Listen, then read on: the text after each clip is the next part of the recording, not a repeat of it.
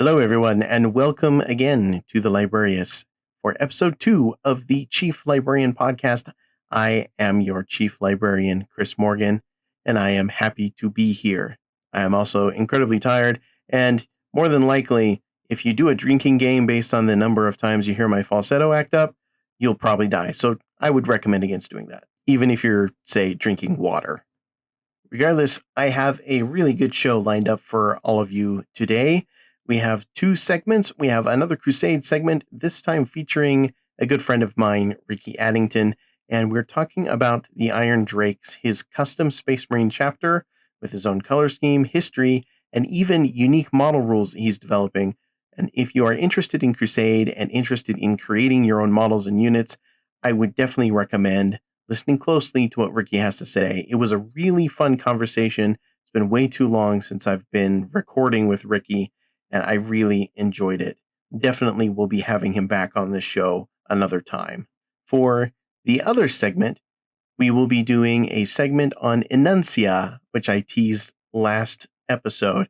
Enuncia being a magical language, we'll be talking about some of the origins and influences and inspirations from history and mythology for Enuncia as a concept in Warhammer, as well as talking about language in general, words, meaning, and how to incorporate Enuncia, a canon concept, into your games of Warhammer 40k as a way of changing canon to suit your whims, desires, and creative impulses. So I had a really good time preparing that. It is a little bit of a solo session. Hopefully I keep the narrative interesting enough for you so that you don't get bored. That would be bad. So far as announcements, I am recording this intro at the end of recording all of the other stuff for this episode, and it is late at night, the night before War Games for Warriors, which you would have heard about on the first episode. I was very excited today to get the box full of books from Guy Haley here, and there were quite a few of them, and one of the coolest things in there was the Darkness in the Blood Collector's Edition set. Now, this is a set that was already signed by Guy Haley. It was one of those limited run Black Library things. Comes with art, a special postcard, a short story, a little journal, and the book, the novelization itself. But Guy, when he received it, actually went in and put in a unique little bit of commentary, just a little saying, something to make it even more distinct and special than all of the other ones. And if I didn't already have one, I'd be sorely tempted. But this will be going up for the charity auction / raffle, however that's going to be managed by Mario. If that's something that you're interested in, I don't know exactly how long the raffle / auction is going to be live for, but if you are interested in donating to War Games for Warriors, check the links in the description, and you will have not only a way to support the great charities that we are sponsoring with this event, but also you can reach out to Mario to see if you can get your hands on some drawing tickets for those cool prizes. All in supporting great causes like Children's Miracle Network, Primary Children's Hospital, and the Fisher House Foundation of Utah, which helps families of wounded veterans find free housing when their loved ones are going through surgeries or medical procedures related to their service. So with those announcements out of the way, just talk a little bit of hobby progress. I was very productive the last couple of weeks. I was able to get the 10 Hellblasters that I discuss in the Ricky segment of this episode to a playable state. They still need some love, but they are very recognizable as what I intended them to be. So that's good. I got a Redemptor Dreadnought finished. I got a set of 3 Eliminators finished, and I got a Primaris Chaplain on bike finished all in the last 2 weeks. That's a lot. That's a lot of progress for me, but it's still just an itty bitty nibble out of my backlog. I'm sure that's not relatable for any of you out there. Regardless, I am very happy to have those things done. And once this weekend's event is finished, I'll probably be taking at least a week to catch up on all of the things that I let go while I was scrambling to get these things for my very unoptimized army list ready for this major tournament. One of the things, though, that I want to dive into and kind of, I don't know, take a break from my hobby while still participating in the hobby, I don't know if that's how you would describe it, is the Warhammer 40k video game, which I bought on Steam and played just a couple of missions on one night when I was feeling an abundance of time, maybe? I don't know. It was a long time ago. The game's been out for about a month now, I think. Regardless, me being a Blood Angels fanatic and Tyranids being my arch nemesis, I could not resist the urge to play in a campaign set on Ball Secundus and the purging of Tyranids there.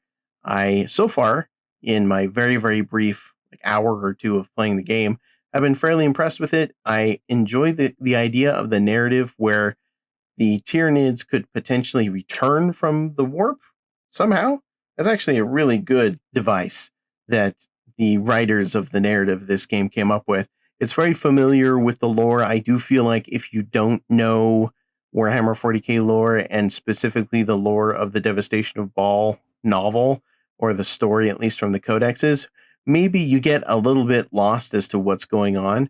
But basically, when the warp rift opened and it swallowed up the Tyranid Hive Fleet and gorged a bunch of corn demons onto the surface of Baal Primus, who were diverted by the channeling efforts of Mephiston and the combined librarius of all of the sons of Sanguinius. It created somewhat of a Deus Ex Machina feel bad for fans of the faction who are like, oh, well, we didn't get to resist the Hive Fleet. We were saved at the last minute by a warp storm and demons and Gilliman.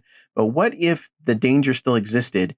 What if there were synapse creatures on, say, Ball Secundus that were able to draw the Hive Fleet ships that had been sucked into the warp out of the warp and back into real space above Ball Secundus? At least that's the very, very small sort of threat that I was able to get in the very few, like 2 or 3 missions that I was able to play.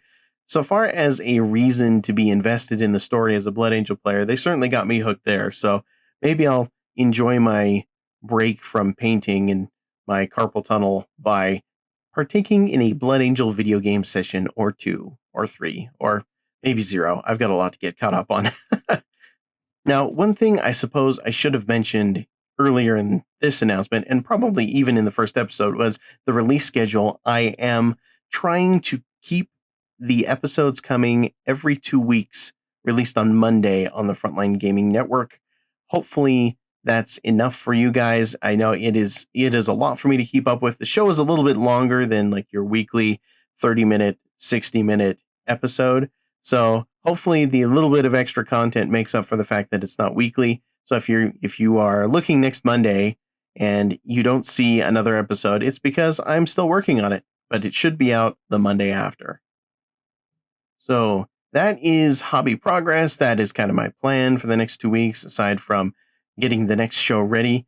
I'll let you know in the outro exactly what we're looking at talking about in the next episode. But for now, I hope you enjoy these next 2 segments, the discussion with Ricky and the little lore exploration of Enuncia. Without further ado, let us take a stroll into the Librarius.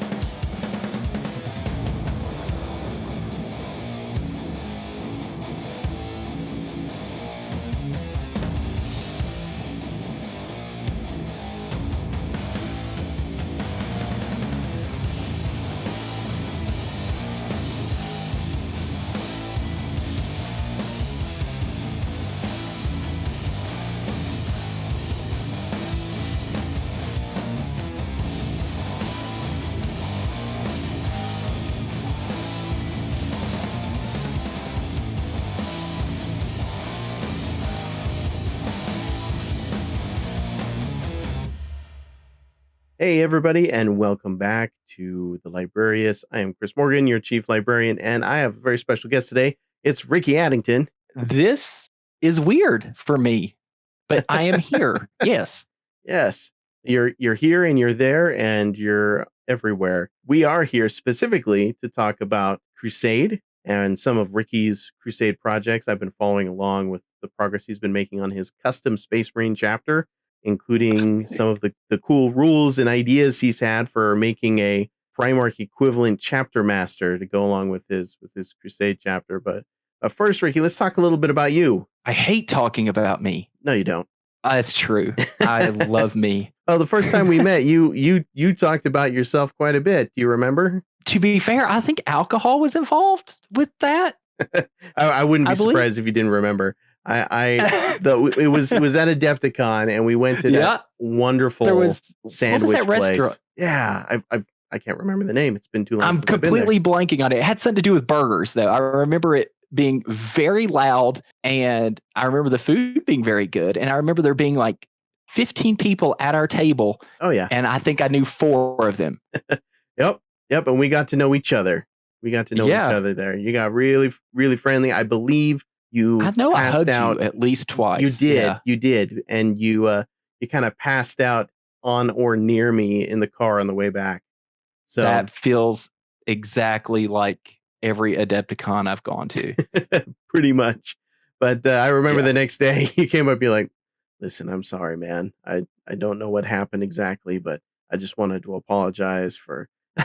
I just thought it was super funny. That also feels like every Adepticon I've been to. Well, and after I feel that, like every Adepticon I go to, the next day is me making amends for the night before. Mm-hmm.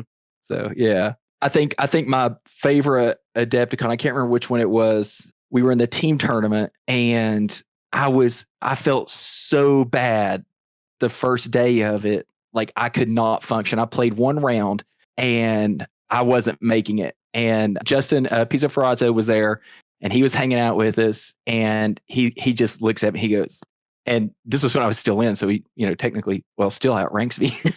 He goes, all right. He said, I'm Ricky Addington now. You're JP. And he switches name tags. He goes, oh no, go to bed. Oh gosh. I went back to bed and slept for 2 rounds, and then came back, and then I slept through it, and I got up and I was feeling better, and I come back down, and everybody's having a good time. And then the very next day, one of our other team members was wasted, so he got to be that guy. So Justin was that guy on the next day. So Justin played 2 days in our team tournament because we kept having people fall out due to alcohol. So MVP of the team, and he wasn't even on it. Listen, but yeah, that's pretty much Adepticon, right? Yeah. And I'm going to let everybody take the lesson that they need to hear from that right now. I'm not going to direct that lesson at all. I think that really this has turned into a very useful segment in a variety of different ways. Yeah, all things in moderation, guys. Pace yourselves, unlike me. Well, that's awesome. And after that, we kind of loosely associated on the internet until we spent a bit of time together on Forged Narrative, right? Yeah. I mean, I think all said and done, you and I probably speak more than I talk to my brothers, which is kind of weird. I have probably a better communication with you than I do my own family. I feel like we talk about 40K at least once a day. Oh yeah. Well, sometimes not even 40K. Like I think every now and then we'll get off on another tangent, but yeah, I think we probably pester each other on the internet at least once a day. Yep. Yeah, and then sometimes we draw out the ghost of Justin Troop to comment on the goings on. He commented the other day in our group chat. Yeah, I know. I didn't know what to do. Like I was driving and it popped up on my phone. I was at a red light and I looked down and it, his name popped up. And I was like, what? And I pulled over and got my phone. And I was sitting there reading. Justin Troop actually responded. I was in pure shock. And I think that he pretty much inadvertently hijacked the whole conversation because we were so excited that Justin Troop rolled over from whatever rock he was under and started talking about 40K with us, that whatever he said, I think you and I typed a novel about, and we're like, yeah, no, this. It was exciting. It all boiled down to Troop, just play Crusade and move on with your life. Oh yeah. Well, I mean, and that's what we're here to talk about, right? Is Crusade. Now, I mean, both of us have a history in the competitive scene, and we've both enjoyed going to tournaments for years and years. And a lot of that for me was the social aspect. A lot of it was a lot of love for my faction, and also just me trying to be prepared for judging and stuff at LVO and all the other stuff that I do for the competitive community behind the scenes. But Crusade with Ninth, I mean, that I was more excited about that than I think any other feature when they started talking about it.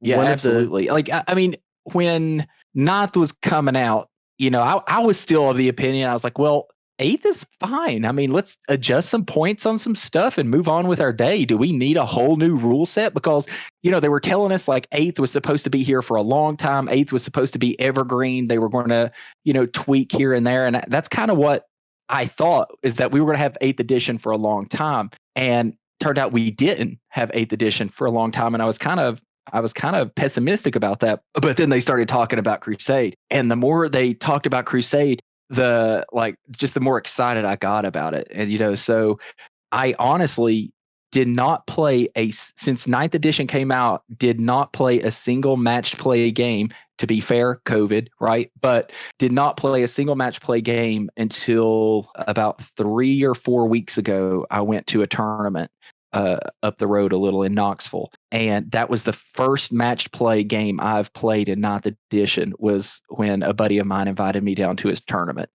But other than that, it's been pretty much Crusade nonstop.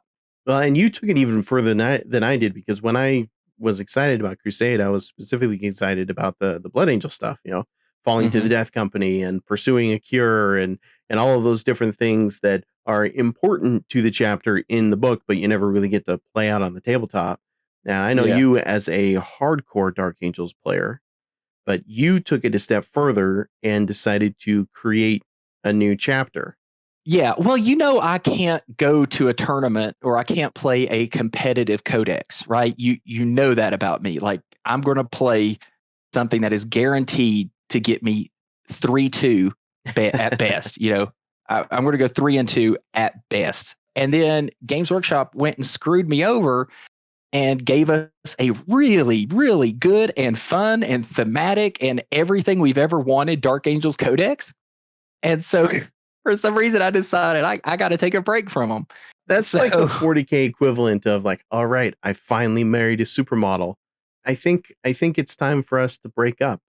Yeah. I don't know. Don't ask me. I don't know what happened there, but I honestly don't know why. But when the Ninth edition stuff come out and the Space Marines come out, I just got kind of excited about this idea of an entire chapter of Primaris, the Gray Shields and being formed into their own chapters and stuff. And so I just kind of started getting excited about the idea of building a chapter from the ground up and coming up with these characters and ideas and stuff.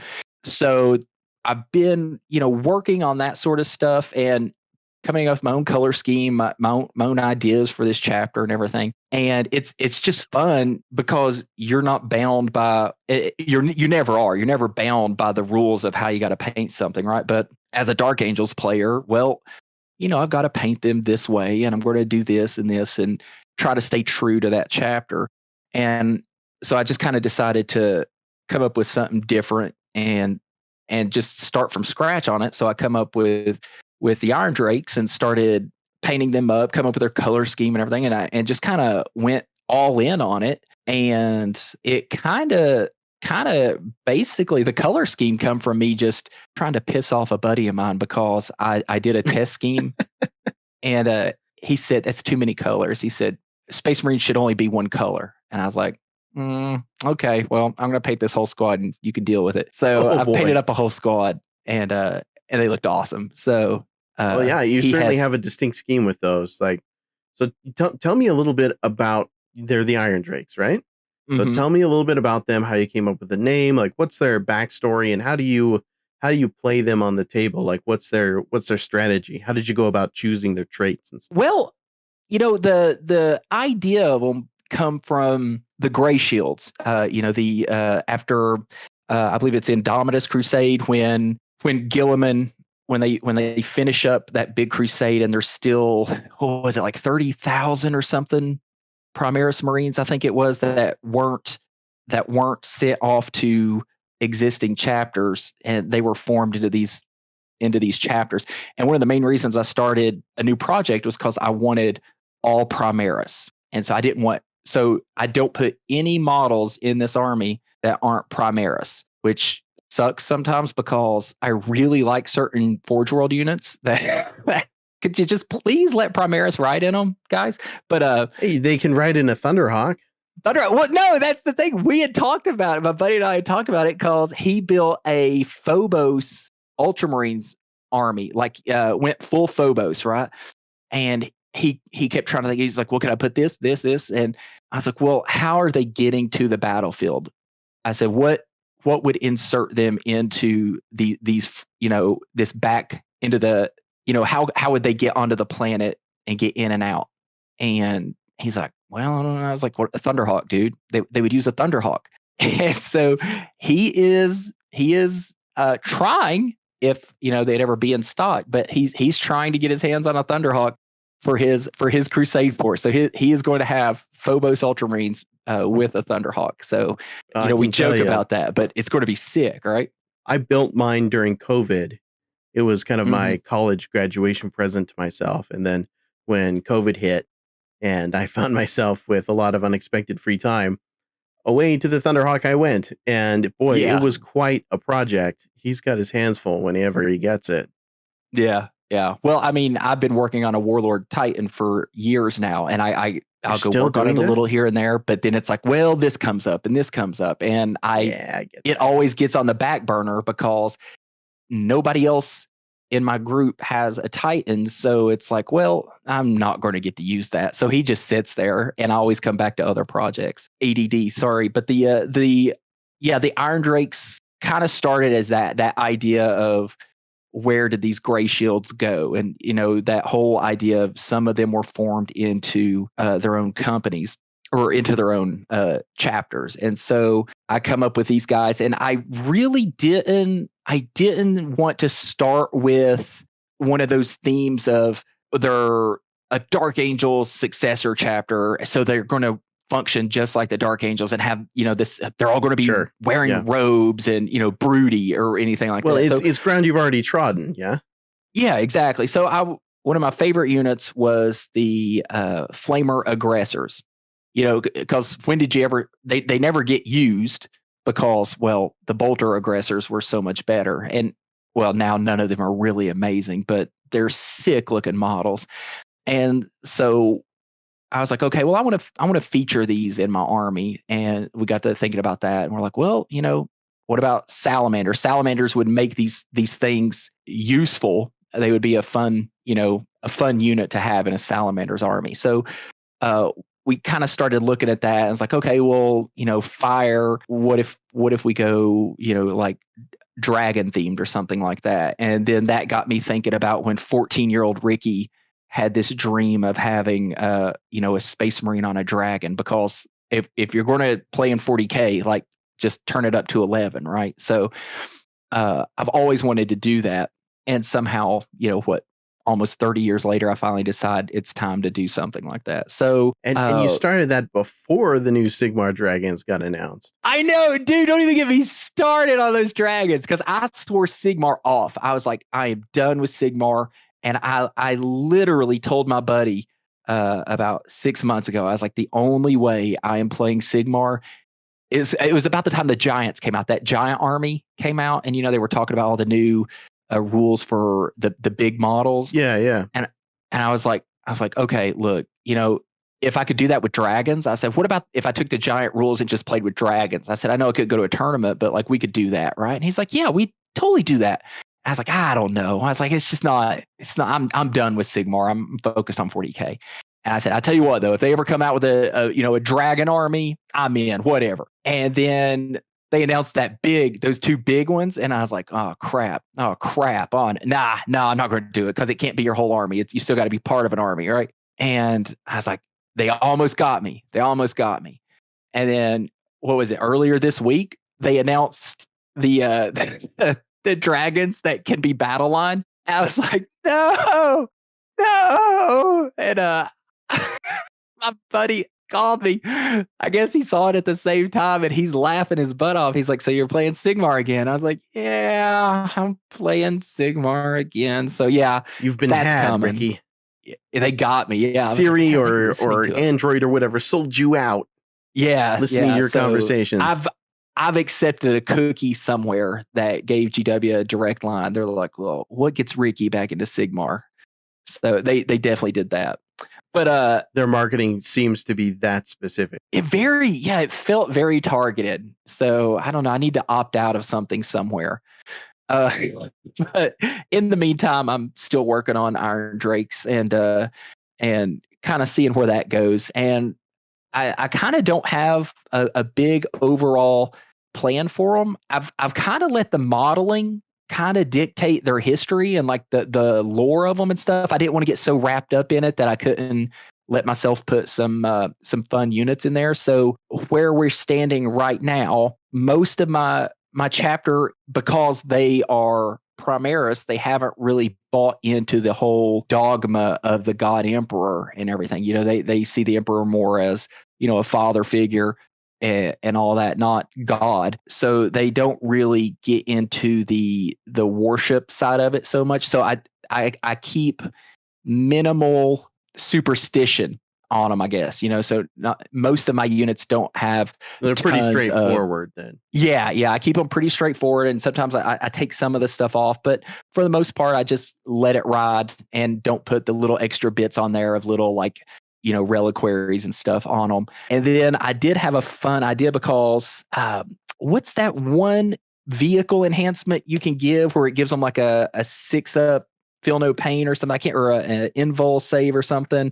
I'm trying to remember which one it is. Blessed Hull thing on the. Are you talking about like the hold on. battle traits? Blessed Hull. So the vehicle unit's battle trait, Blessed Hull. I gave one of my repulsors that, and so what I did, I took one of those books that goes on the front of a Ravenwing land speeder for I think it's supposed to be for when you're making Samael, that big open book, and I put it on the front of the tank. And so this tank has a bunch of this stuff on him, and so he's the tank commander of I believe it's Kolshedra. I think that's the name of my tank.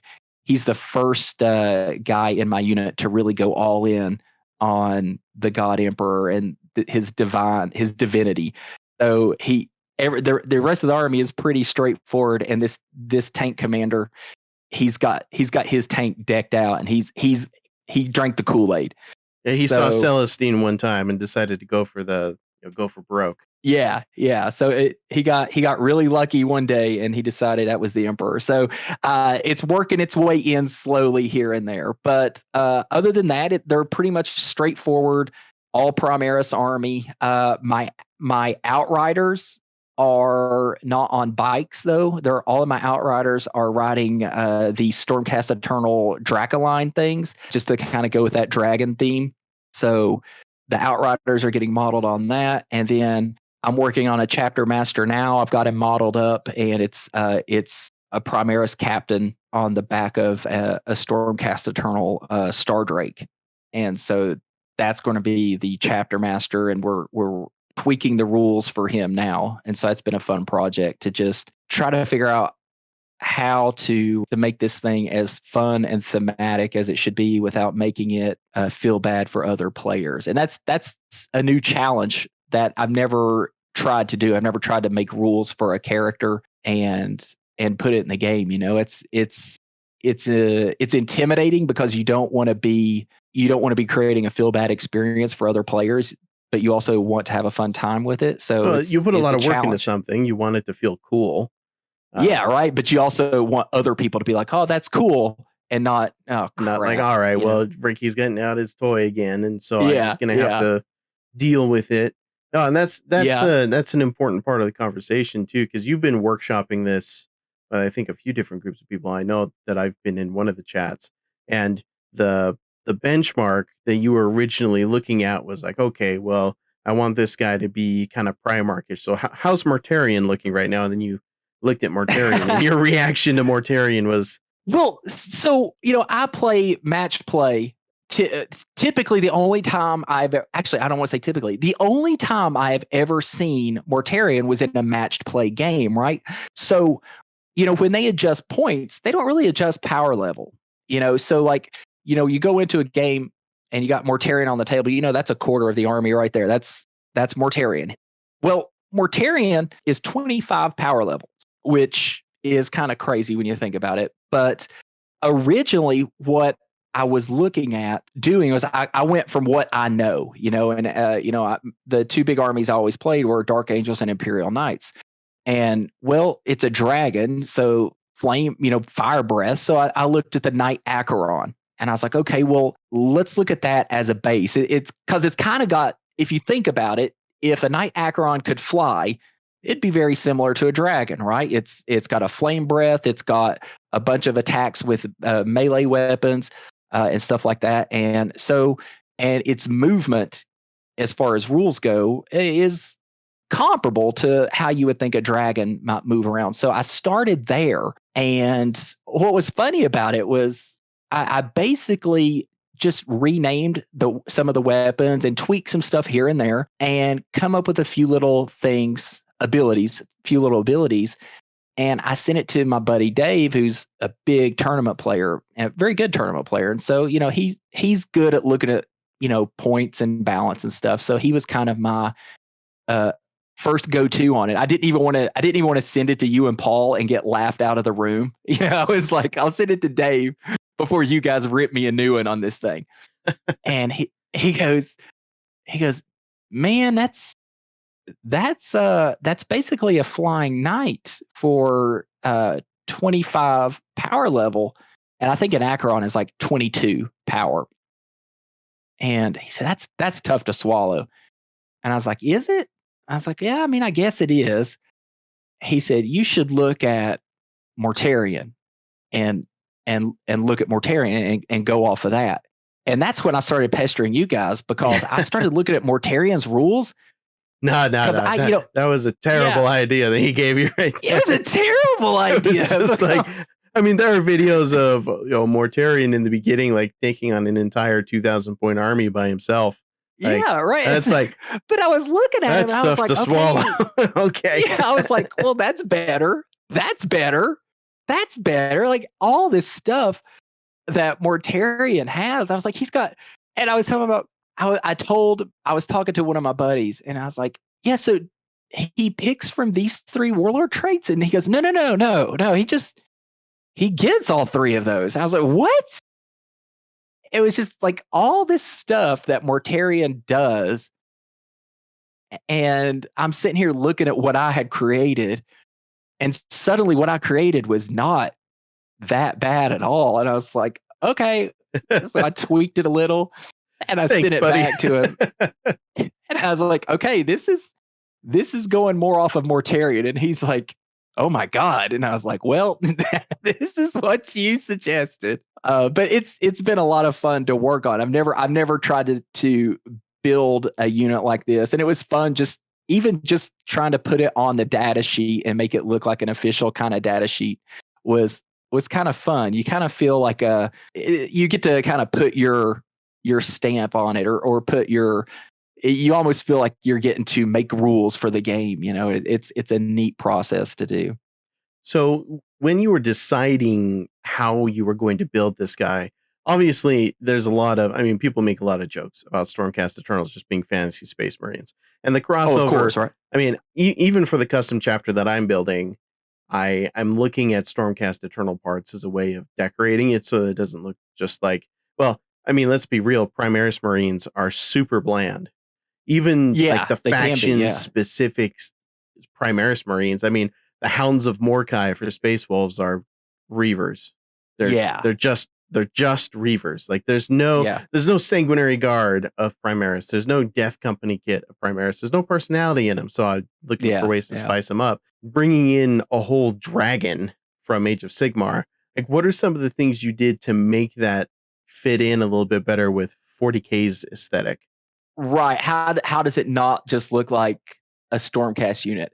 The easy answer, Chris, is purity seals. But they do so much work for so little wax. Just put a purity seal on there and you're good. But realistically, it's sanding down the Stormcast iconography, that Star Drake has some shoulder pads that's got some Stormcast symbols on it that I cut away and sanded them down smooth so that I can put Iron Drake's icons on there. And even the banners, I love the banners on the Star Drake. It reminds me of the top of a Reaver Titan. You know how it's got those cool banners built into the model, but they have those runes in them. You know, it's got that iconic Stormcast rune, you know, on the scrolls, which I love because they're super easy to just put a wash on and it makes them pop.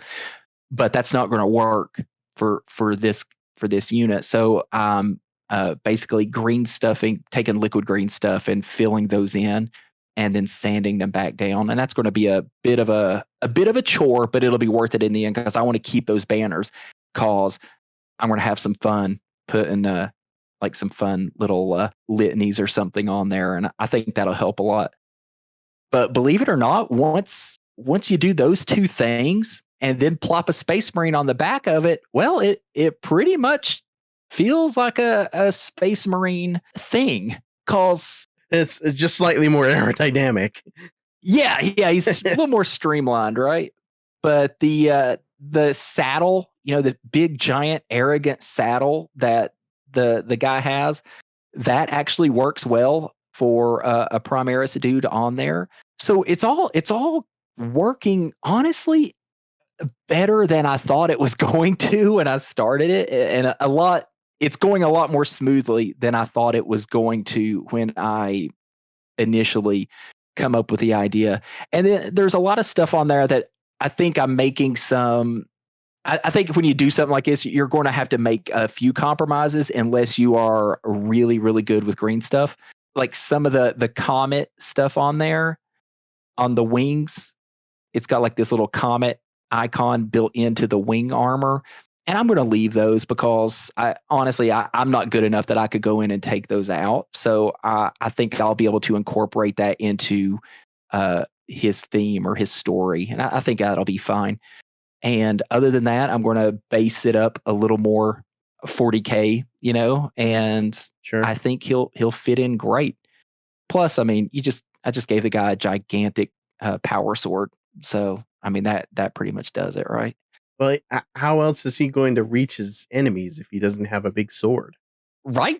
That's what I figured. I was like, well, maybe I should give him a giant lance. Like, that would be cool, too. Yeah, but 40K doesn't do lances. You don't see lances a lot, right? So you've got the Custodian halberd, right? Yeah. And that's just about it. Yeah. So he got a sword, but I definitely toyed with the idea of a big giant spear or lance. I thought that would be cool. It kind of felt a little too on the nose though for like a Vulcan Histon with his spear. So I kind of tried to shy away from that a little. But it's been super fun. Like, I can't wait to get him finished. I have realized though just how bad I am at painting scales because I've been a Marine player. I always paint armor, and now I'm trying to paint organic stuff, and I'm basically in uncharted territory, but I'm learning that as I go. I mean, when I was working on the Magma Droth that I was building for my Fire Slayers in Age of Sigmar, I found really the easiest thing to do with those scales was just to use contrast paints. Like, I just used the black contrast paint for it. Yeah, I thought about that on this guy because I mean, there's the scales on this model are so detailed, they're nice and deep that contrast paint would work really well for it. So I think that would probably work. Yeah, and I'm terrified to try it though. That's the problem. It's like, you know, once you kind of go, you're kind of committed. So I'm terrified to actually get going on it. So I'm practicing on my my Outriders because they're on those Dracolines, and I figure if I can get a good scheme on those Dracolines, then I'll carry it over to the big boy. That's a good idea. I mean, I never use contrast paints alone. I always mix with some of the regular layer paints and stuff like that, just to kind of make it match a little bit more with the style I've been developing over, 24 years. You know the one contrast paint I will use on its own and not feel bad about it all is Apothecary White. Yeah, and that one ain't I bad. I love Apothecary White. That's all the helmets on my Iron Drakes are Apothecary White. So that's been my go-to. Very happy with that paint. Yeah, I mean, and you So do have a fairly colorful scheme, like on top of a sort of a silver base, using what whites and blues and greens, right? yeah, we've got blue shoulder pads with gold. They of course they got to have gold trim. I mean, when Retributor armor is an option, why would you not use it? But yeah, it's silver armor with blue shoulder pads and robes with green chest plates and white helmets. So it is all over the place. So it sounds like a lot, but it I somehow mean, came together and it looks pretty neat. To me, it looks pretty neat. So I'm pretty happy with it. well, that's the most important part, really. But I mean, if you look at an old tapestry or a painting of medieval times of the knights, and it is like a modern version of old tales from the olden times. Everybody's in these like blacks and browns and leathers and things. All the tapestries, the knights are like party at the disco. You know, you've got Yeah. bright greens and oranges and yellows and reds and things, and everybody's got a bunch of different colors all at the same time. So I think you're good, man.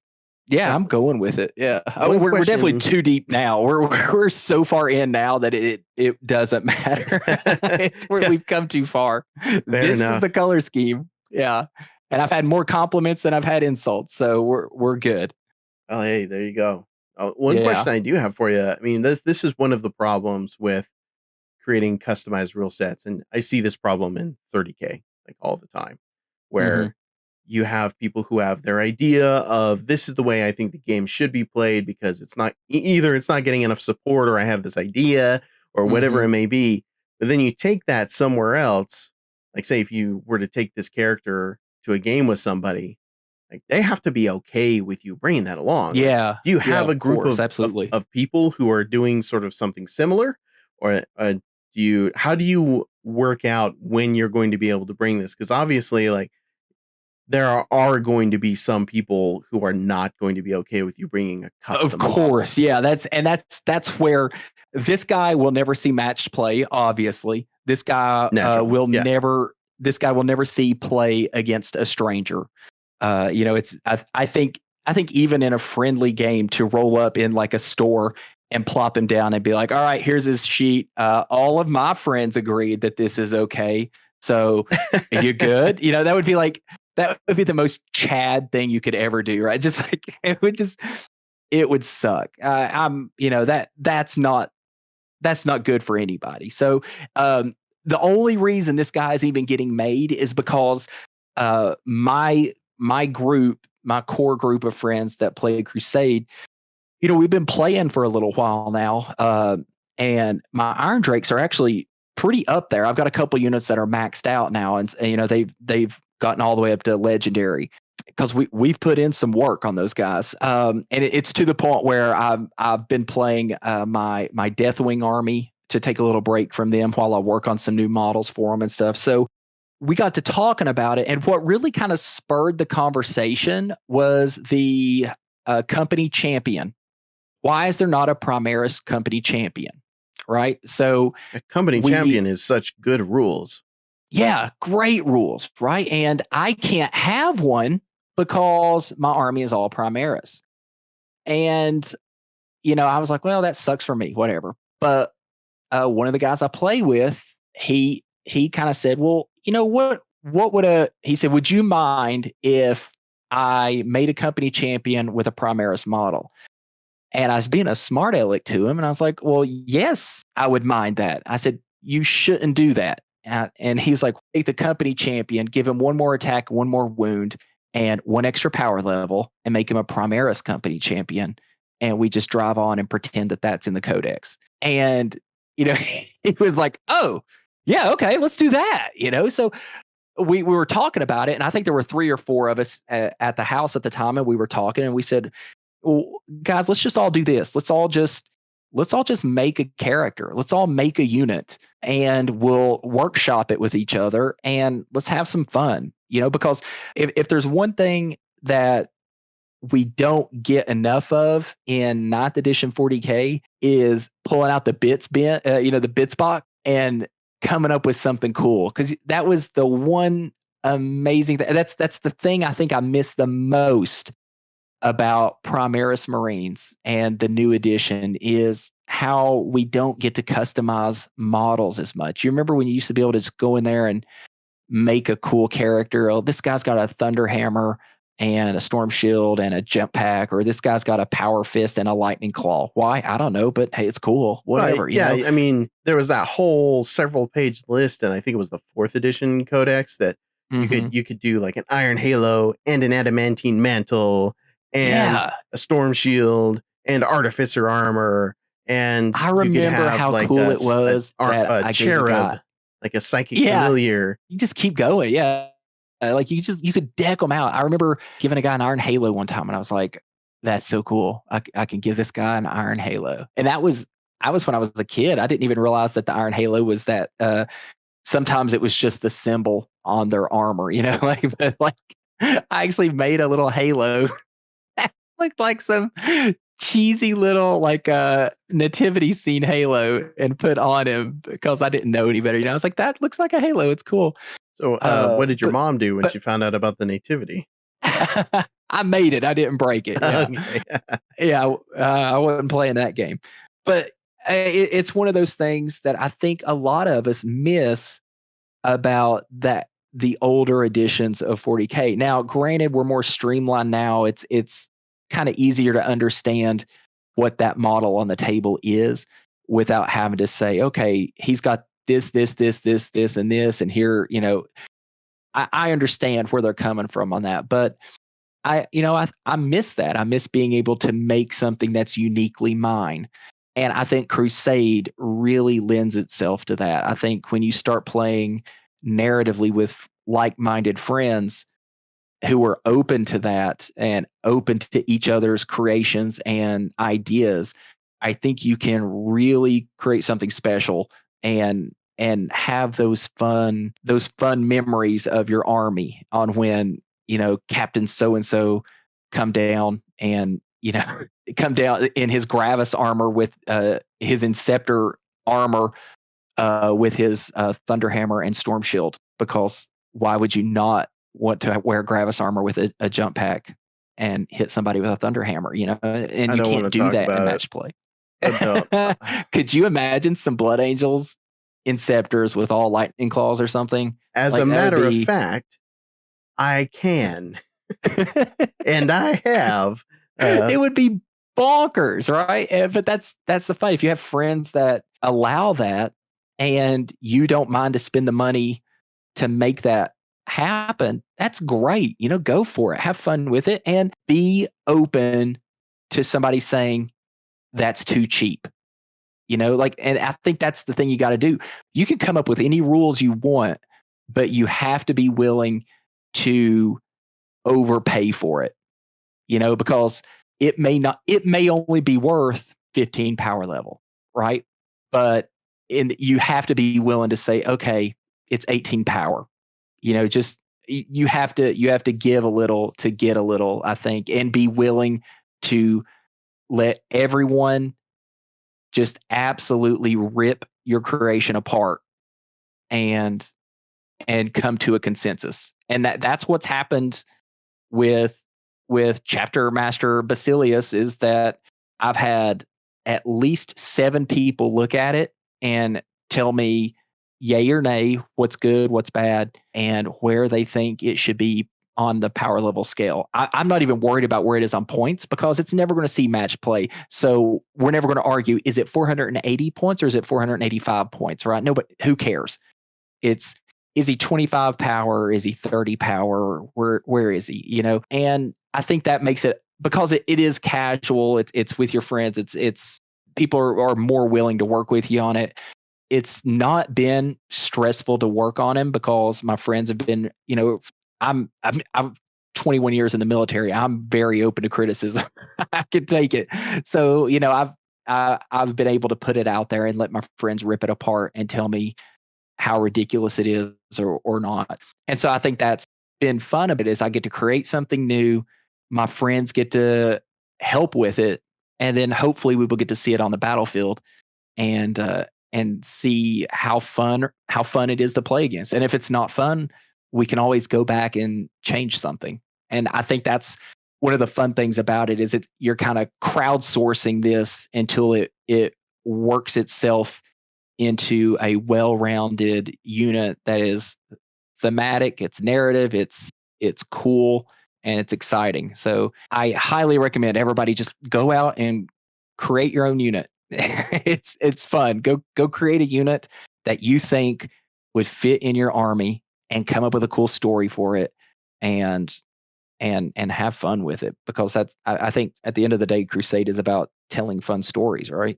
Yeah, I mean, and that's kind of what I wanted to highlight with that question, it was where there's a conversation that has to happen. And part of the crusade that I'm running with my buddies Rich, and then also with Zach, is that we're having almost like a D&D session 0 Mm-hmm. that we'll be doing just on the show, but it's the opportunity for everybody to kind of have a voice in how things are going to be done, Yeah. and everybody to kind of give consent to the ideas of other people. And then I built into that campaign setting itself kind of an escalation of force. So after a certain number of rounds, the types of forces and things and the points level of your kill team matches can increase by 25 points, and your fleets get a little bit bigger as your superiors are investing more resources into the conflict. And those are the points where an event will happen, and depending on how everyone's progress is being measured, there's someone is going to take the opportunity to create a scenario for everybody to play in. That's just one of those things where it without a group of people who agree to this sort of thing, it gets really difficult, especially if one of them is playing. Like, you can't just show up to a store, like you said, drop this custom thing on the table and be like, all right, I expect you to be okay with me using this, and Right. expect it to Yeah. go well and to make a friend. Yeah. You're not So going to make a friend that way. Yeah. That's just not going to happen. Now, if you plop it down and say, here, I would like for you to use this unit in this game and tell me what you think of it. Maybe I think that would be a fun thing, but definitely not, here, let me use it against you. But I think, well, I you'll think either if you find find that, like a somebody who is not your friend, or you'll find someone who's like, I'm gonna be your best friend. This is the coolest yeah, thing I've ever yeah, yeah. seen. He pulls out his big giant book of notes and starts comparing with you, and then you're like, oh, did we just become best friends? I think we So did. I think, when it comes to that sort of thing, I think the most important thing is that person willing to lose games on purpose.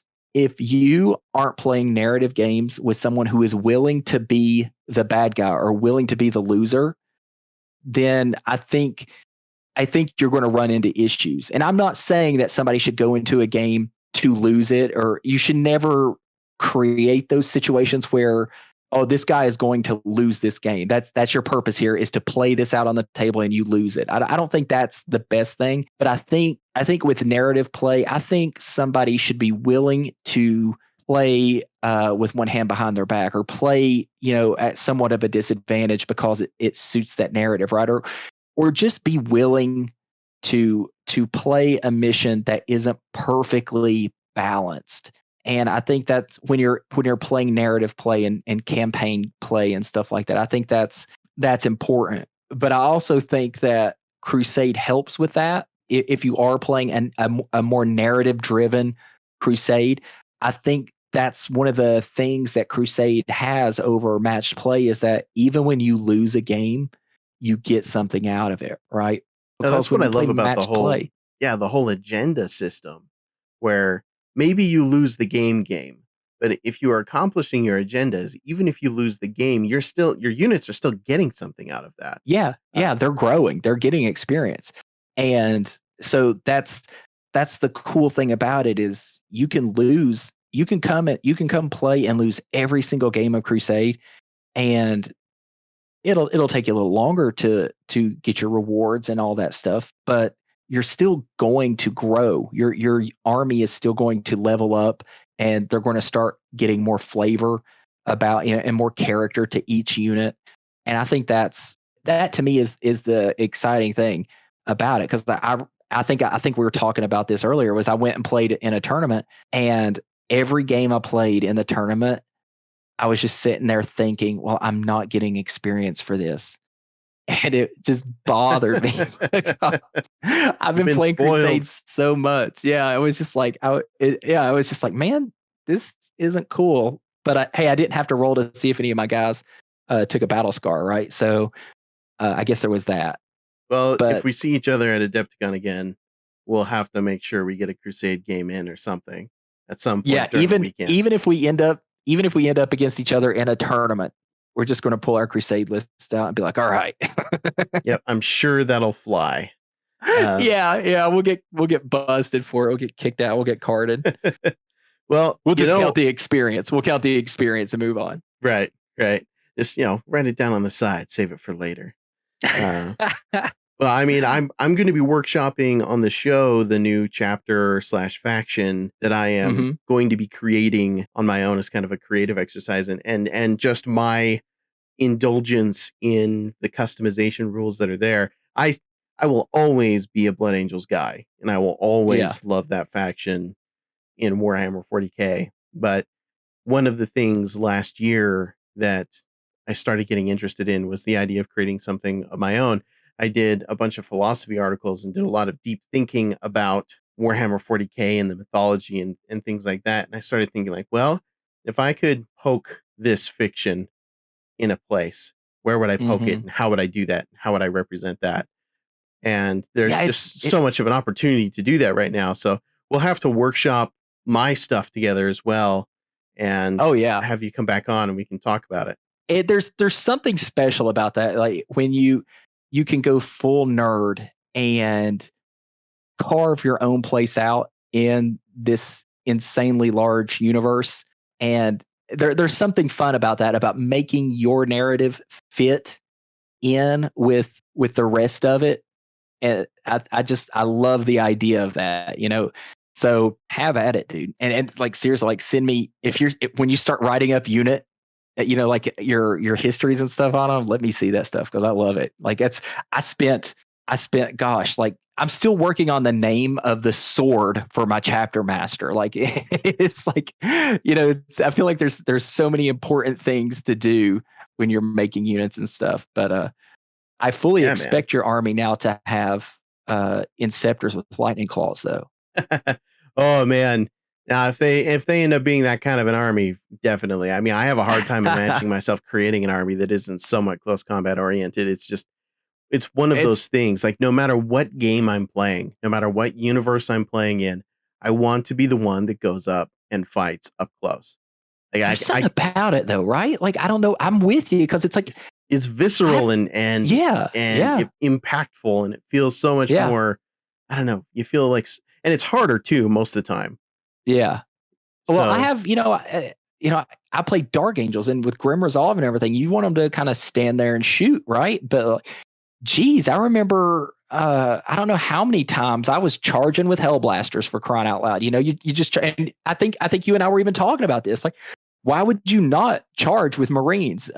You've got all the attacks there, and they've got abilities that are going to make them good. And at the end of the day, a Marine is going to do work in close combat. So it always feels like you're missing out on part of the game if you don't charge. So yeah, you absolutely should. Always. What is it? ABC, always be charging? Yeah, that's the saying. I mean, I didn't know that was a saying. That's just a way of life for me. But well, I'm sure I'm going to work it into this new faction. Well, I don't want to spoil it too much here. I'll talk to you about it in private. I'll do some more discussion of it on the show here at another time. But Ricky, it's been a real good conversation. It feels like a long time since we've done this. I've really enjoyed it. I like talk about something that I actually know something about for once. That's I mean, I think it was just me ranting about my army and gushing about it. So I'm sorry about that, but it's fun to talk about something why I brought instead you of instead of just competitive stuff where I'm just like, what does that do again? Yeah, it's fun. But dude, we could talk about Crusade for days. I've got so much stuff to talk about and complain about and gush about, but I think we could do a whole segment on just complaining about Imperial Knights in Crusade. That's been my one negative experience in Crusade is Imperial Knights. So Oh boy. we'll talk about that sometime. Maybe that'll be a bonus segment sometime. Ricky's bad night dreams. They need a codex that supports Crusade. That's all. If you well, I look it mean, up, I'm sure it's coming. yeah, it's coming. It'll be there. But yeah, with that, I think I'll let you go for the night. It's super late over there where you are. We're recording this. It's super late at night. Yeah, the East Coast is, real time zone. I think, what was it when you told me what time we were recording, and then you told me in mountain time? Yeah, Mountain That's Standard. not even, I don't even think that's a real time zone, dude. No, I don't think that the Appalachian Mountains are real mountains either. But call it Appalachian one more time. I will find the mountain time zone and come find you. Well, at least then you'll have to acknowledge it's real, and that'll be the real victory for me. I'll cross into it. There'll be the sign on the road, and I'll just be like, "Well, crap," and I'll just have to turn around. He was right. Yeah. Thanks for having me, and I hope everything goes well with the podcast and everything, and definitely, have me back whenever. If it's just for me to listen about your chapter for an hour, I will be happy to do it, because I think anytime somebody makes something for Crusade, I think they're probably having the most fun in 40K right now. I have a hard time disagreeing with people enjoying the way that they're playing the game. I'm lucky enough that I can enjoy a lot of different ways to play, but certainly the part right now that's got me interested is Crusade. Like, I'm right now for my Blood Angels Crusade force, I'm actually building some Hellblasters, and I was trying to think, like, what would I do with Hellblasters? Because my whole 40K army's theme up to this point for my Blood Angels was something that was heresy themed, like heresy armor marks, right? And because I have all of these, Mark II, Mark III, Mark IV, Mark V Marine bodies that I used in Warhammer 40K for years and years and years, and then I used all of the 30K tanks in 40K as well, because the way my hobby budget was, it was like, all right, if I'm going to buy something from Forge World, I have to buy something that I can use in 40K that works as well. for both. Doubling down on that investment. I've been there, So there's this unit in 30K for the Blood Angels called the Angels Tears, and I don't know how familiar you are with destroyers in 30K, but these are the guys that use like the worst weapons, the phosphex, the rad weapons, the biophage kind of stuff. Like they're the ones who, if you need to destroy all life at a molecular level across an entire planet, these are the guys you call in.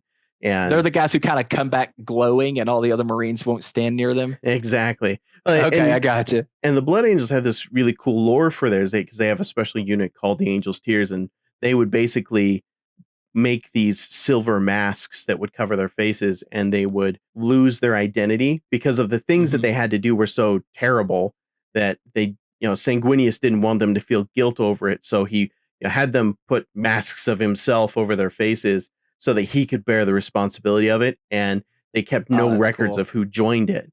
So with these destroyers using the plasma weapons for my Inceptors and now for my Hellblasters, I've made the plasma kind of a radioactive green, and I've put like broken and battle scarred, damaged silver face masks, and I kind of wrote this little backstory for them where they picked up broken armor pieces from the devastation of Baal, and they used that, they were just so overwhelmed by the tragedy and the loss of all these very important and honorable battle brothers who they never got to meet because they're Primaris, right?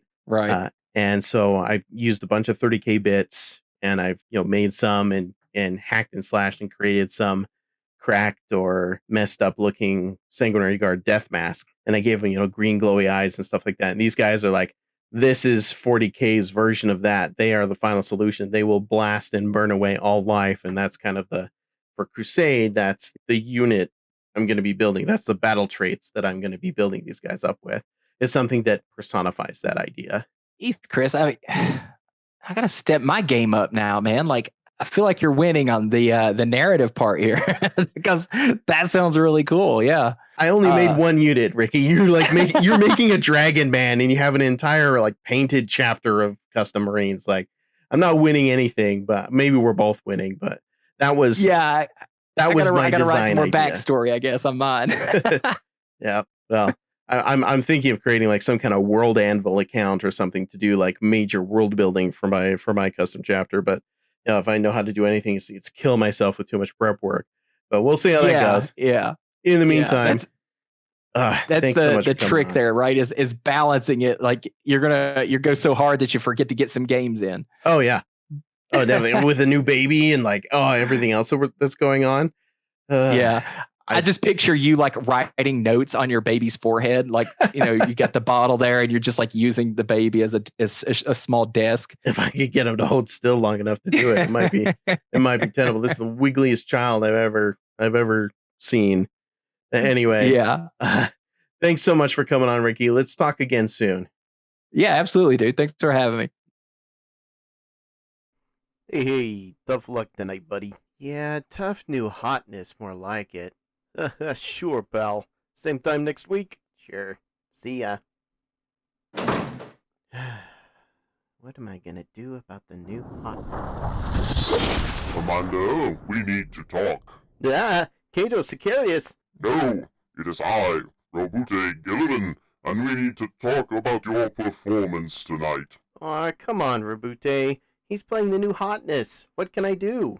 Well, the Codex says to use the terrain to your advantage, not leaving your whole army set up in the open. But Rabute, the best I can do is this packing styrofoam that came with my dad's TV. Heresy! You can do better than that. Buy some MDF terrain from Frontline Gaming. Frontline Gaming? Isn't that company run by the guy who sounds like he has strep throat all the time? Hey, bro, not cool. Silence! Don't get distracted. This is how you forgot to bring in your reserves. But Rabute, I don't even know what MDF means. It's wood cut with lasguns or something. It's not important. It's quality, durable terrain made for all modes of play with different themes like desert, ruined city, industrial, aliens, and more. But I hate painting terrain. It's boring. Never fear. Frontline Gaming has painting services as well. You're right, Lord Gilliman.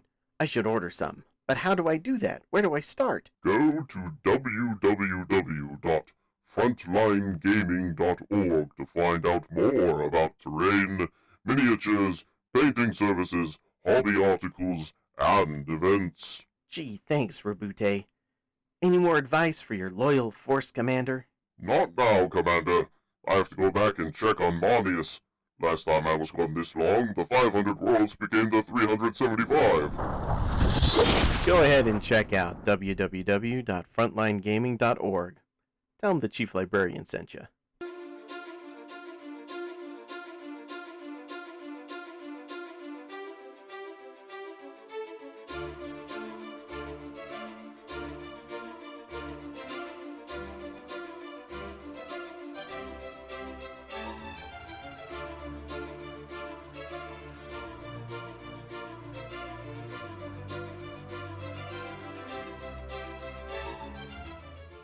Language and words have power, and that power is established by the effective or accidental transfer of information from one party to another. Words that you can't understand can still have great power over you if the ones who use them are strong enough to overpower you. In Warhammer 40k, Enuncia is a fantastical take on the power of language, drawing historical and mythological themes to create a powerful MacGuffin for narrative creators to toy around with.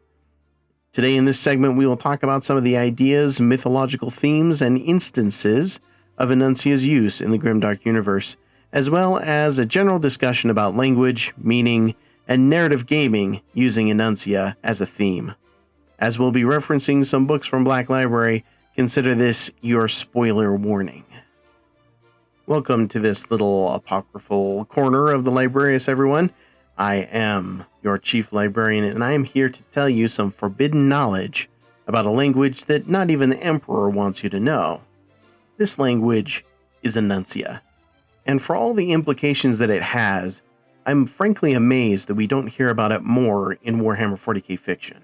So, what is Enuncia? Enuncia is basically a magic language. I would call it the language of creation. It is a series of sounds, syllables, whatever you want to call it, that when uttered have the ability to do fantastical things.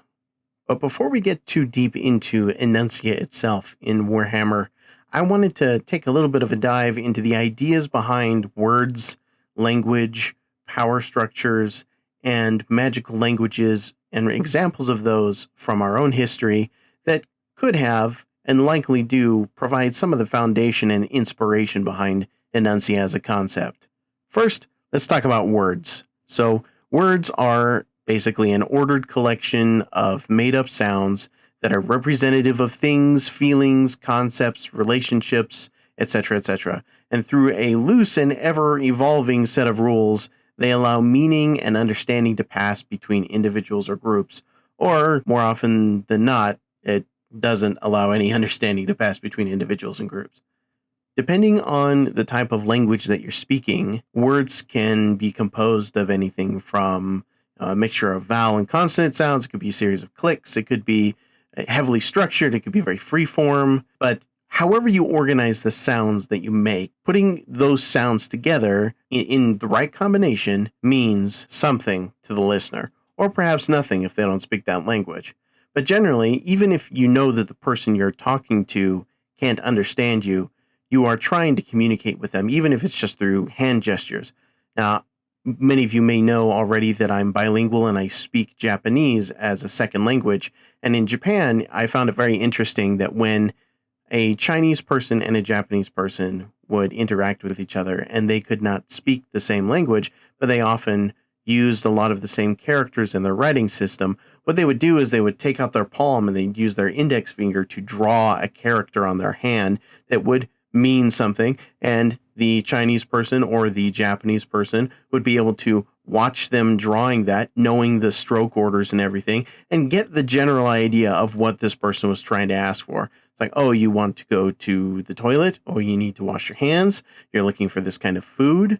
You're lost. Those meanings transcended the spoken word, but it was still a word. It was still an attempt to express meaning. And because of the extreme power that comes from being able to effectively communicate, it's no wonder that communication itself takes on oftentimes a mythological sort of magical power, that knowing the certain words or the right combination of words or words in a hidden or secret language allows somebody to do something special and powerful. If you're familiar with Harry Potter, you have basically Latin is a magic language. If you're a fan of Lord of the Rings like I am, you know that there are words and names that have meaning that can cause harm to evil or good, depending on how they're used and what language they're spoken in. But these ideas don't originate in 1900s fantasy fiction. They go back hundreds and thousands of years. Personally, I've always loved the idea that names have meaning. When I named my sons, I gave them both names that had meanings that I thought were special. And 40K is no different, and sometimes it may even do this accidentally, having a word or a name, and names having the most meaning, but having a name that meant something in a variety of different ways added depth to a character. One example would be in Aaron Dembski-Bowden's Night Lords trilogy, the names of his servants are basically old Roman Latin ways of saying numerals. It's basically, the meaning behind that is you don't have your name anymore, you are a number. And that's something that's existed in real cultures in the world, not to beat a dead horse too much, but in Japanese, there was a time where people weren't allowed to have first names or even given names. They would just be first son, first daughter, second daughter. Those sorts of times meant that those names, which are now commonplace, they're like the Steve or Bill or John of Japan. At the time, there was a specific reason why someone could or could not be named something. My favorite example of this, and I remember using this example when I was guesting on the Blood Angels episode of the Independent Characters for their Show of Force episode, is Sanguinius. Now, sanguine is commonly understood to mean bloody, and he was the Primarch of the Blood Angels, kind of hits the nail on the head. Sanguine also means red. It also means hopeful. And the different suffixes and prefixes that you assign to a name, ius, so sanguinius, means of or belongs to. And that is also interesting because Sanguinius was raised by a tribe called the Blood. So Sanguinius. So he is the hope of the Blood's hope for a brighter future. In addition to being red and terrible when his wrath was kindled, and he certainly showed his temper not only on some of the more dangerous wildlife on Bal Secundus, but also to the mutants that preyed upon the tribesmen of the Blood. And so that's an example of different sounds, different portions of a word, different meanings, adding depth to a concept or a person or a narrative beat. So with that in mind, let's talk about Enuncia, and let's talk about some of its sources and some of its history. So I personally first encountered the idea of Enuncia in the 40K universe and understood it when reading through the Ravenor and Eisenhorn book series. In fact, the Ravenor series very, very closely revolves around the idea and the power behind this language, as well as the later book Magos in the Eisenhorn series has a lot to do with the usage and the power of this language. But unbeknownst to me at the time, it was also referenced in some 30K novels, such as Prospero Burns. In universe, Enuncia is described as a language that is the first symbol system to span the gap between reality and infinity.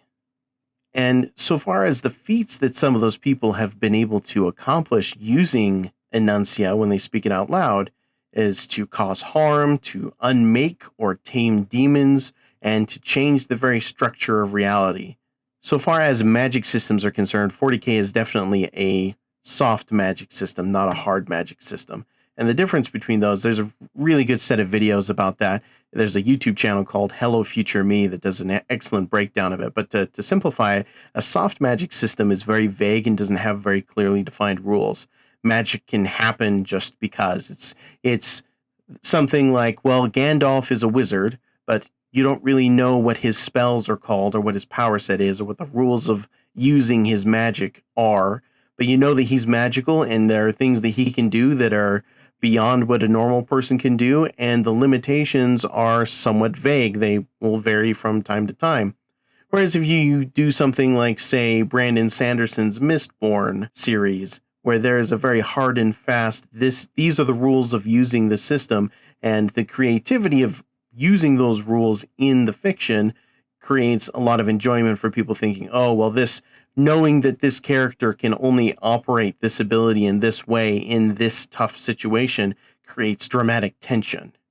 So Enuncia definitely falls into that soft magic system where it is something that has basically an infinite potential, and the limitations are really up to the person using it in the story to determine. And another thing that makes Enuncia kind of a limitless bit of potential and something that it could apply to not just the Imperial forces that are often the focus of Enuncia, is that you don't have to be a psyker to use this language of creation to influence the world. There are very clear examples in the Ravenor series, for example, of individuals using Enuncia to accomplish either or to attempt some kind of apotheosis or the binding of powerful warp entities, meaning that the warp itself is subject to this power, this ability. And because of that, and it being a sound, that opens the door for a lot of different races and factions in the Warhammer universe to use Enuncia. And of course, just having a magic language that makes something happen would be rather silly if it didn't come with some kind of a drawback. And this is also a narrative tool that lets the author put some, let's call it controls on this particular power system.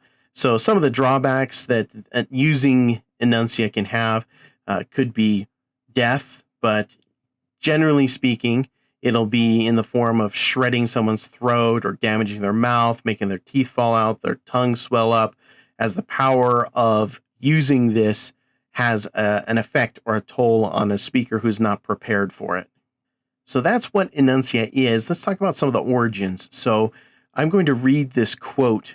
It's from the most recent Siege of Terra book, Mortis, and it is a conversation between a couple of characters, all Person and John Grammaticus, at a certain point during basically a vision or a dream sequence. So when John Grammaticus realizes that they're surrounded by basically a lexicon of Enuncia, All says it wasn't called that back then. Things didn't really have the names they picked up later. Enochian, glossolalia, Enuncia, Babel. In some ways, that was the problem. Names, concepts, power, illumination, it all started here, in the fallout, like everything else. So I'll leave the wider context of that dream sequence for your own reading and enjoyment, and I do recommend you pick that up and read it because it was a very interesting and fascinating section of that book. But let's look at some of the languages that were referenced in that description by All and see what they are. So first thing is Enochian. Now, Enochian is considered the language of the angels, and it's very much a part of the Christian mythology, though I would hesitate to call it part of the overall Christian mythology because it is somewhat linked to occult practices. It's not something that's in the Bible per se.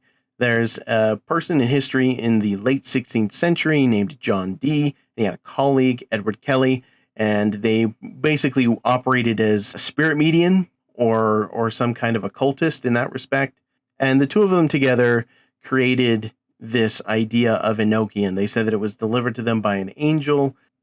The name Enochian comes from the name Enoch, who is a prophet of the Old Testament in the Christian scripture.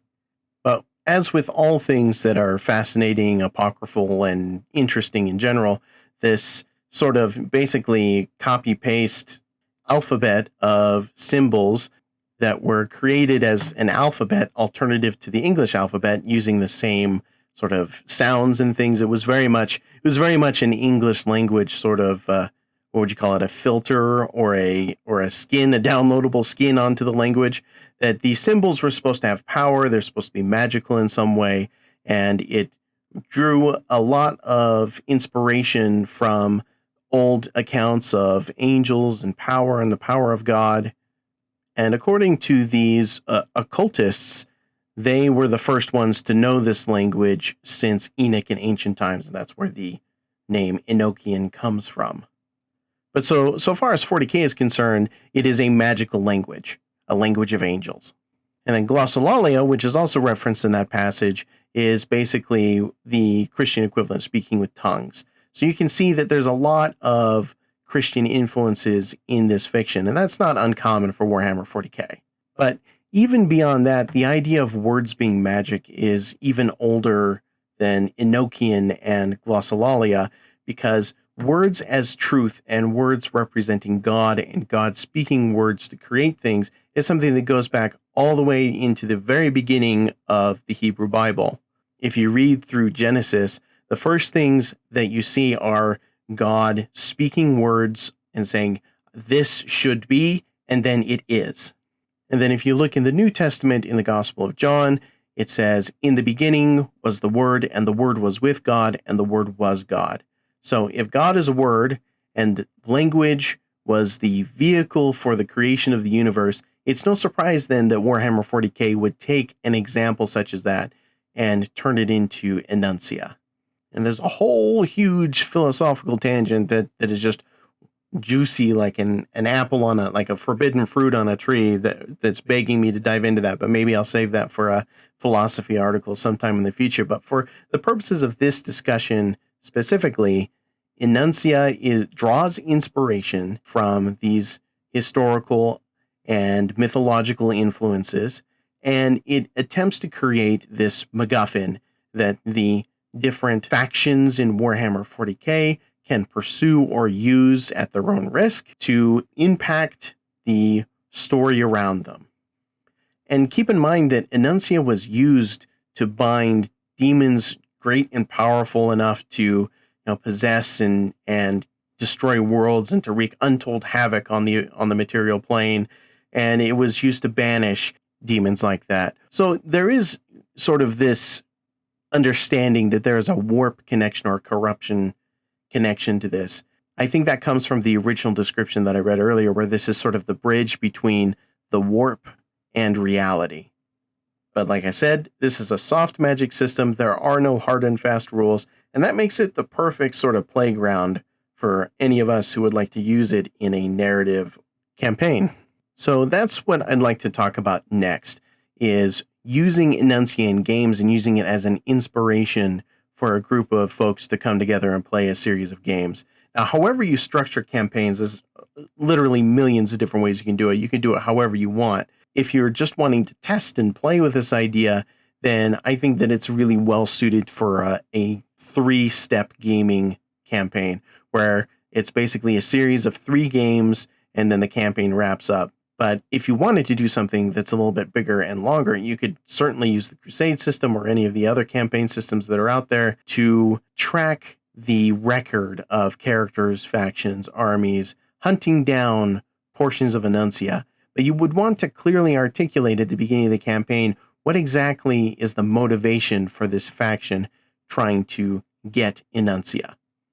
And this can be challenging depending on the armies that are available, because if you're like me, you have a group of friends who they have a favorite army they like to play. Some people don't have more than one army. And sometimes the flavor of a particular campaign doesn't necessarily fit in with the army composition of your friends or your play group. But that's one of the things that why I wanted to talk about Enuncia, is because it is flexible enough that I think you could even make it apply to some difficult factions such as the Tyranids.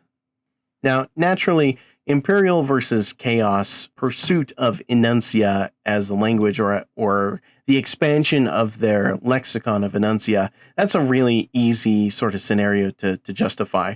I mean, even just look at some of the more recent releases like Grey Knights versus Thousand Suns. Enuncia is absolutely the sort of very high cost, high power, changing fate, changing the structure of reality thing that a sorcerer like Ahriman would go nuts for. And it is exactly the sort of thing that the Grey Knights would want to try and keep from falling into the hands of powerful chaos sorcerers. But those are the easy things. And I want to talk about some of the more difficult or more interesting possible reasons that different factions would want to pursue Enuncia as objectives in a game of Warhammer. So let's start with some of the Xenos factions. I mean, Imperium and Chaos, I feel pretty comfortable. We understand why they would want to either obtain or prevent from obtaining from either side this language. But take a faction like the Necrons. Now, if you gave the Necrons the ability to change reality based on words that they spoke, sounds that they made, what would they do with it?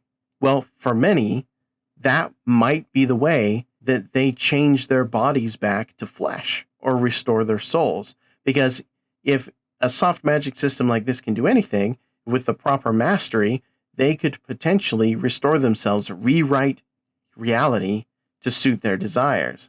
So if you are a Necron overlord who is obsessed with the idea of returning to the flesh, you could make that the objective of your campaign if you were in a campaign where the main objective was the pursuit of Enuncia and creating a kind of lexicon for that. Because remember, you don't have to be a psyker in order to use it. Now let's look at some of the other creative examples for other Xenos factions. Let's start with the Drukhari, the Dark Eldar. So the low-hanging fruit of Drukhari is it would make someone hurt really good. I mean, it would create a way to draw out pain. But in a mixed Dark Eldar faction, using that as a way to sever the spirit's connection to Slaanesh, now that would be an interesting motivation. What if the payoff for that was, now when you die, your soul doesn't get sucked up by Slaanesh because you learned enough of these words of creation to sever Slaanesh's power over your soul? What would it cost you to do that? Now that's an interesting question, and I like the idea more. I mean, it seems like a very easy Craft World Eldar sort of thing to pursue, but for the Drukhari, imagine the reasons that an Archon would want to do that. For example, if an Archon was exiled from the Dark City and wasn't sure how to regain power or buy his influence back into the Dark City and the courts there, well, if he found a way to free himself from the hunger, and if he could sell that ability to somebody back there, how much power would that be worth? Or it could just be a redemption arc, a Dark Eldar redemption. There, I said it. Unlikeliest of unlikelies. But there it is. You could create a path to redemption for your Dark Eldar Archon and his Cabal. Those are a couple of the different Eldari ideas I can think of. Then Harlequins are an easy choice for just a little bit of chaos, so to speak, to be thrown into that mix, wanting or not wanting somebody to get a hold of this. And it would be the greatest joke if the words that were learned by the Eldari actually made the problem worse or caused some other kind of effect because the laughing god stuck his little laughy fingers into that problem. Next, let's talk about the Tau. Now, what are some of the reasons that Tau would want to use this? Now, this is exactly the sort of thing that an imaginary secular Tau empire would think, nah, this isn't real. But what if this is the secret to how the Ethereals are controlling the other Tau? And say this battlesuit commanding general of a Farsight enclave wanted to figure out how to free the Tau race from the control of the Ethereals. Would this language be the key to doing that? Or would the Ethereal be looking for ways to control new species in an easier way, or perhaps tame the warp's beasts and force order onto them?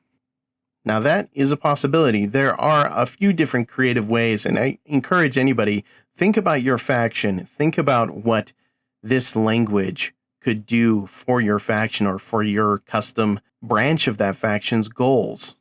Orcs are probably the easiest and the hardest at the same time, it sounds perfectly orky to me. It could be something as simple as, I want to learn the word that makes me the biggest and the greenest. Or it could be, I want to become one of the mythical brain boys. And it would be a comedy of errors as not knowing what a brain boy was, just speaking the words and its teeth falling out, and using that as a way of getting rich because the teeth keep growing back because of the words of creation that he's using. Now, orcs are easy to get kind of wacky and fun and wild with it. But, I mean, the only reason that an orc needs to pursue something is because it sees somebody else wanting it more and deciding, no, actually, I want it the most. I seem to remember reading in the lore, there is an orc war boss who wants to ride his bike through space. Now, would Enuncia allow him to do that? I think the Speedwa says yes. Now, on the subject of chaos, I know that the sort of opposition of chaos and chaos-seeking power is kind of a cliche at this point. Naturally, they're always looking for the easy way to obtain power quickly, regardless of the consequences. But what if there was a Chaos Lord who was looking to break some of the power that he surrendered to chaos? What if you tried to have a demon prince sever his connection to the warp and return back to mortality? Or what if there was an Astartes with enough regrets or some other kind of uncommon chaos motivation, a desire to free himself from the bonds and the slavery to darkness that he brought upon himself through his rebellion? What would that look like? And again, I know this might be somewhat of a theme with me, a redemption arc. It doesn't necessarily even have to be redemption. It could just be, I do not want to be dominated by these powers. I want to obtain eternal life my own way, and I do not wish to be a slave to darkness. So that is a motivation for chaos that could go just beyond the, well, I want to be a demon prince, and I want to blah, blah, blah, blah, blah. It's something that's a little bit more outside the box. So let's get to the juiciest one I've got, the Tyranids.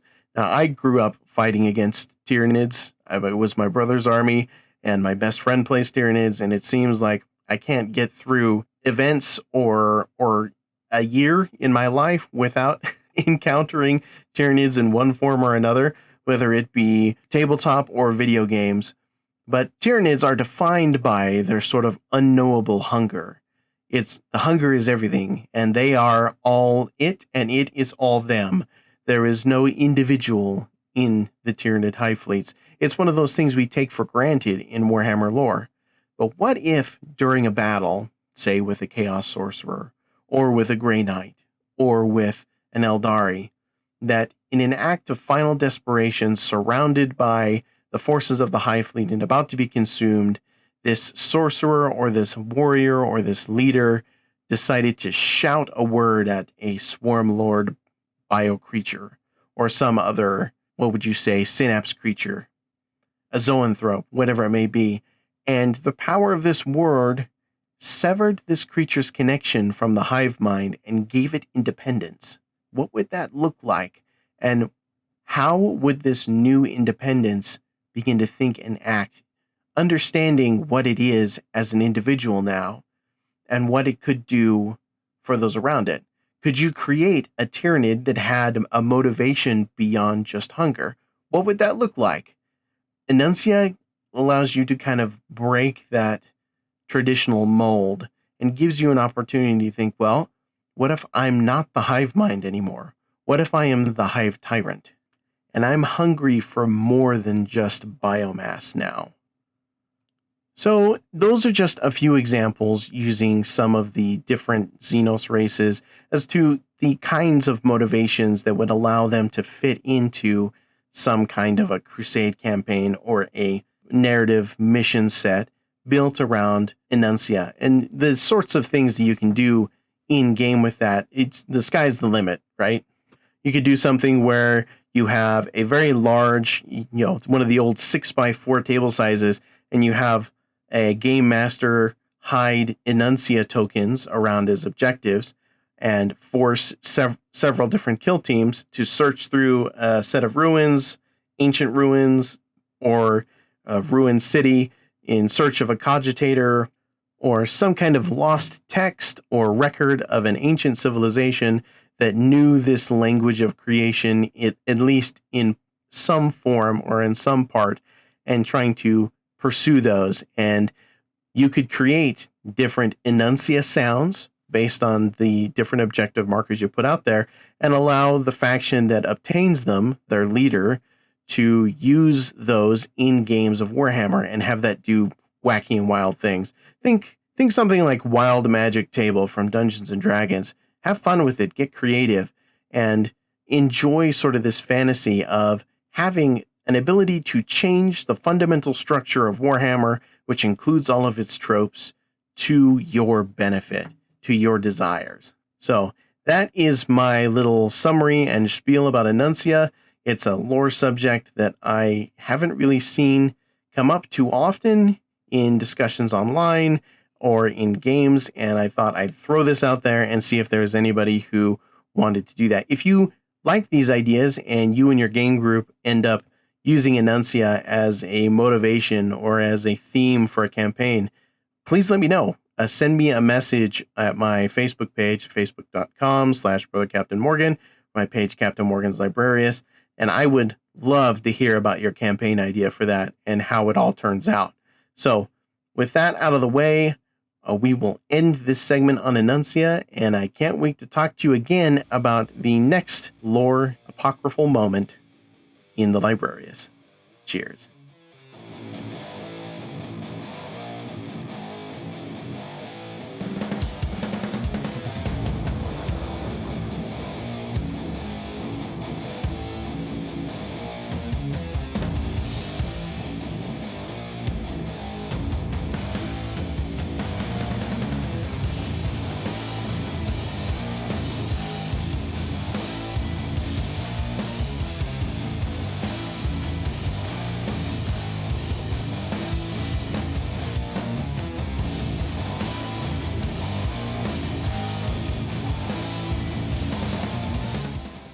Well, thank you everybody for staying with me this long and listening to the last couple of segments here on the Chief Librarian. I hope you had a good time. I certainly did in both recording and preparing this content for you guys. Whatever you like about it, if there's more stuff like Enuncia you want to hear about, if you're looking for more campaign ideas, or if you're just interested in listening to me blather on about cool lore concepts, let me know. Give me feedback. Send me a message or post on my wall on my Facebook page, Captain Morgan's Librarius. That's really the easiest way to get a hold of me and provide feedback on the show. Now, so far as the next episode goes, I have a couple of ideas lined up, and I have to line up some of the schedules. But one of the things that I'm really looking forward to talking about for sure in the next segment is an interview I'm doing with Lou Rollins. Now, Lou is the first ITC Hobby Track champion. And I know Lou from tournament gaming, but also just from being a very prominent member of the community. Lou is a very passionate and avid Deathwatch player who has put a lot of time and love into his work as a Deathwatch player. I remember the first game I played against Lou, it was the 8th edition, and I remember a particular encounter with my Blood Angels Death Company Smash Captain. And in honor of that game, Lou actually created a Blood Angels Smash Captain in memory of that game. And he's done that for several influential games or memorable experiences he's had on the table. So we're going to talk to him about that a little bit. But more than anything else, Lou is a dad, and Lou has brought his kids into the hobby. He's brought his sons to tournaments and things. And I wanted to talk to him about how you bring family in and how you make your hobby something that you can enjoy, not just alone, not something that takes away from your time with your family, but something that enriches it. So look forward to that conversation with him in the next episode. Now, the other segment that I would like to record, but it's going to depend a little bit on getting schedules to line up, is the Session 0 for the Diadem War, which is the Crusade campaign that I'm starting with Rich, Orky Rich, and Zach. I have the packet prepared.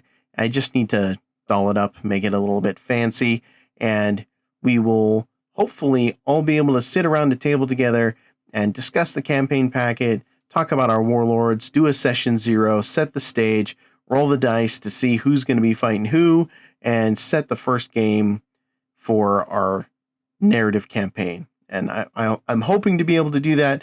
It may not happen. It all depends on scheduling. If it doesn't, I'll have another equally good segment available for you at that time. And finally, I would like to end the episode with a huge thank you to Greg Dan from the Imperial Truth Podcast and his help in getting some of the books together to have signed by Guy Haley over in England. When I was looking to get some hardback books to get signed by Guy Haley to send over for the War Games for Warriors charity event, I was trying to find hardback copies online, and I just couldn't do it. But Greg, with his connections over there, was able to find those, including that amazing copy of Darkness in the Blood, which was so generously donated by someone whose name I don't even know. Thank you, person. You are amazing. I can't believe you did that, but I am nonetheless very grateful for it. And I just wanted to give a very special shout out and a very special thank you to Greg for his help in doing that. And the coordination of doing all that, getting the books together from a bunch of different sources, getting them sent over to Guy, having Guy able to send them to me in America, it was quite a challenge. And we just in the nick of time made it, and it wouldn't have been possible without his help. So thank you so much, Greg. And thank you so much, Guy Haley and Graham McNeil and Darius Hinks, for donating the signatures and the books in the name of our good cause. So that is all that I have for you today. I hope very much that you enjoyed what I had to say today and that you will enjoy the things I have to say to you in the future. But until next time, let us leave the Librarius. Hey, you. Yes, you. Right there. You are listening to the Frontline Gaming Network. So what does that mean? That means that you have access to a bunch of different and interesting shows. Right now, I'm listening to a lot of Signals from the Frontline because who has time nowadays to follow on your own and get all of the latest news in the gaming hobby? It is streamed every Wednesday, and I never catch it for the stream, but I do catch it later. I especially enjoy Kicker's commentary. He is 40K Hype Man USA, and I challenge anyone, I dare you, to try and prove me wrong or to upstage the hype that is Kicker Kolosny. So, with my recommendation in hand, go and listen to Signals from the Frontline on the Frontline Gaming Network. I am Chris Morgan, and you are listening to a Creative Commons licensed podcast. Some rights reserved.